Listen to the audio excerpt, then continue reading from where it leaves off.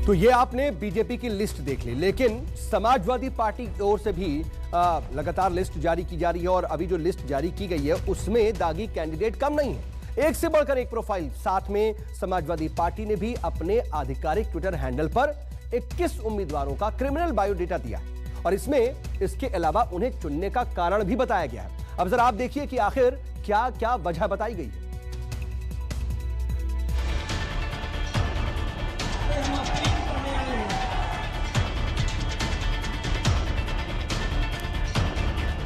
Samajwadi party के उम्मीदवार नाहिद हसन की गिरफ्तारी की ये तस्वीरें सिर्फ कुछ दिन पुरानी हैं, जब पुलिस कैराना से सपा उम्मीदवार नाहिद हसन के हाथों में हथकड़ी डालकर ले गई थी। नाहिद को गैंगस्टर एक्ट में गिरफ्तार किया गया था, लेकिन चुनावी माहौल में किसी भी पार्टी को आपराधिक रिकॉर्ड वाले लोगों को टिकट देने से कोई परहेज नहीं है। बीजेपी हो या समाजवादी पार्टी, हर किसी को फायदा नजर आ रहा है, फिर प्रत्याशी का रिकॉर्ड कैसे भी क्यों ना हो। चुनाव दहलीज पर है, तभी तो हर पार्टी अपने आप को दूध का धुला बता रही है, लेकिन हकीकत यह है कि दागी उम्मीदवारों को टिकट देना बड़ी बड़ी पार्टियों की मजबूरी बन गई है। समाजवादी पार्टी को ही ले लीजिए, पार्टी ने अपने ट्विटर हैंडल पर उन उम्मीदवारों की क्राइम कुंडली डाली है जो इस बार साइकिल पर बैठकर चुनाव मैदान में उतरे हैं। ये हैं असलम चौधरी।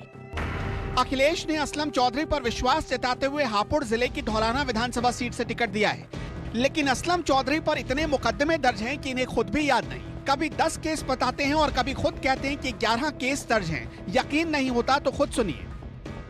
11 मुकदमे चल रहे हैं, मैंने दे दिया जी।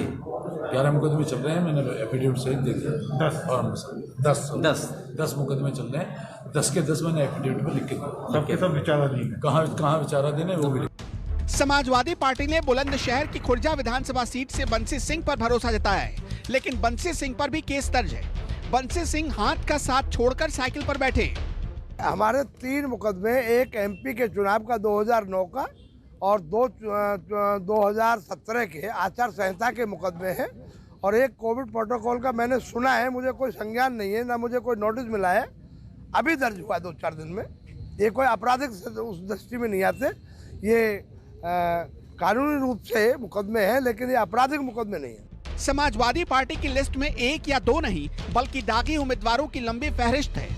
ज्ञानेंद्र गौतम को अखिलेश यादव ने आगरा उत्तर प्रदेश से मैदान में उतारा है, लेकिन ज्ञानेंद्र गौतम पर भी दागी होने का टैग चस्पा है। हमारी पार्टी से कोई नाराज नहीं है और प्रेस वार्ता भी हुई है। वो कोई अगर नाराज भी अगर होगा तो उसको मनाने का काम करेंगे। वैसे अगर जिन लोगों ने प्रेस वार्ता कर दी वो कोई अधिकारिक रूप से समाजवादी पार्टी सदस्य नहीं है। एक आपराधिक मुकदमा मेरे पास है, उसको मैंने सर्टिफिकेट पे दिया है, यहाँ भी दिया है और अपनी पार्टी कार्यालय में दिया है। 1 नहीं, 2 नहीं, 3 भी नहीं, लिस्ट बहुत लंबी है। रंगदारी का मुकदमा, शराब बरामदगी का मामला दर्ज है, हत्या के मामले में धारा 120 के तहत भी मामला है, न्यायालय के आदेश का उल्लंघन भी कर रखा है। 302, 307, 120 बी और आईपीसी की धारा 34 भी लगी हुई है। जिन जनाब की एक क्राइम कुंडली है उसे ही समाजवादी पार्टी ने साहिबाबाद सीट पर अपना उम्मीदवार बनाया है। नाम है अमरपाल शर्मा। ये है योगेश वर्मा। योगेश वर्मा को समाजवादी पार्टी ने मेरठ के हस्तिनापुर विधानसभा सीट से अपना उम्मीदवार बनाया है। योगेश वर्मा पर भी केस दर्ज है, लेकिन साइकिल पर बैठे योगेश वर्मा चुनाव से पहले केस को फर्जी बता रहे हैं। मुकदमा जो अभी दर्ज हुआ है, जो ये मुकदमा जो दर्ज इन्होंने किया है, ये फर्जी मुकदमा दर्ज किया है। मैं बाबा साहब की मूर्ति पे मालार्पण करने गया था।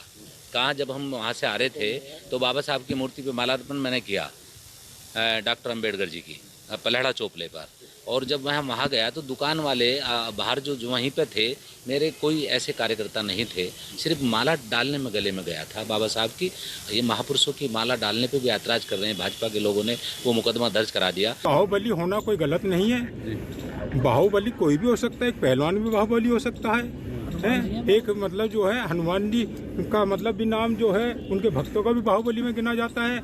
और जो उन्होंने कहा है उसके बारे में तो मैं केवल इतना ही कहूँगा कि हमने जो कुछ भी है अपने शपथ पत्र में कह दिया है। शपथ पत्र में हम पर केवल 2 मुकदमे हैं, जिसमें एक में माननीय उच्च न्यायालय से इस तरह का निर्देश है जो कि चुनाव संबंधित है, दूसरा भी चुनाव संबंधित है जिसमें चार्ज फ्रेम नहीं हुआ है। अब इस लिस्ट को भी देख लीजिए। समाजवादी पार्टी ने अपने ट्विटर हैंडल पर अपने उन प्रत्याशियों का डेटा जारी किया है जिन पर आपराधिक केस दर्ज हैं। रिजवानुद्दीन को समाजवादी पार्टी ने आगरा साउथ से अपना उम्मीदवार बनाया है। जिस डॉक्यूमेंट को समाजवादी पार्टी ने जारी किया है उसमें क्रिमिनल लिखा है। रिजवान को पार्टी ने क्यों टिकट दिया, अब ये भी जान लीजिए। पार्टी ने माना है कि रिजवानुद्दीन लोगों की मदद करते हैं, लोगों की सेवा करते हैं। इसके आधार पर रिजवान को चुनावी मैदान में उतारा गया है। समाजवादी पार्टी के जिन नेताओं के ऊपर फर्जी मुकदमे राजनीतिक लाभ के लिए दर्ज किए गए, इनका फैसला जनता की अदालत में होगा। वहीं दूसरी तरफ भारतीय जनता पार्टी आपराधिक प्रवृत्ति में लिप्त तमाम नेताओं को लगातार पार्टी में शामिल कराने से कोई गुरेज नहीं कर रही है। ऐसे लोगों को और तमाम मलाईदार पद भी मुहैया करा रही है, चाहे वो गृह मंत्री का पद ही क्यों ना हो।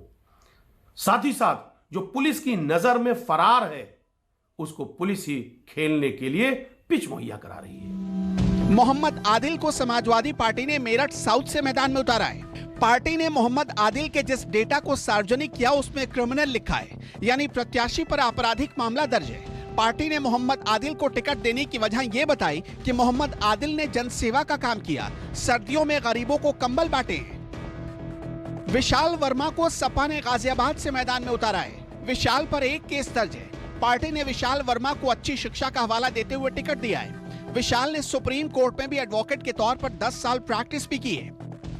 चुनाव आयोग ने सख्त आदेश दिए हैं कि यदि किसी दागी व्यक्ति को टिकट दिया जाता है तो अपने होम पेज पर राजनीतिक दलों को बताना पड़ेगा कि आखिर ऐसी क्या मजबूरी थी कि ऐसे व्यक्ति को टिकट दिया गया जिसके खिलाफ इतने आपराधिक मुकदमे बाकी हैं।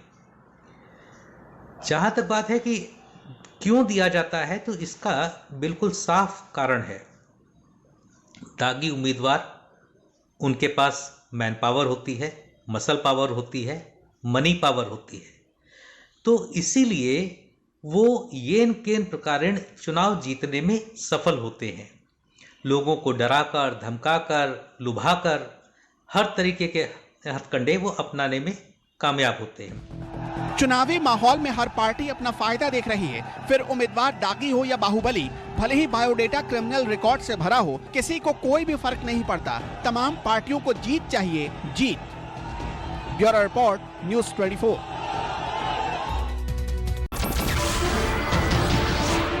नमस्कार, मैं हूं मानक गुप्ता। अगर आपको हमारा ये वीडियो पसंद आया हो तो इसे लाइक और शेयर जरूर करें, और हाँ, हमें सब्सक्राइब और फॉलो करना ना भूलें ताकि आप देश और दुनिया की कोई खबर मिस ना करें। तो जुड़े रहिए हमारे साथ और देखते रहिए न्यूज़ 24।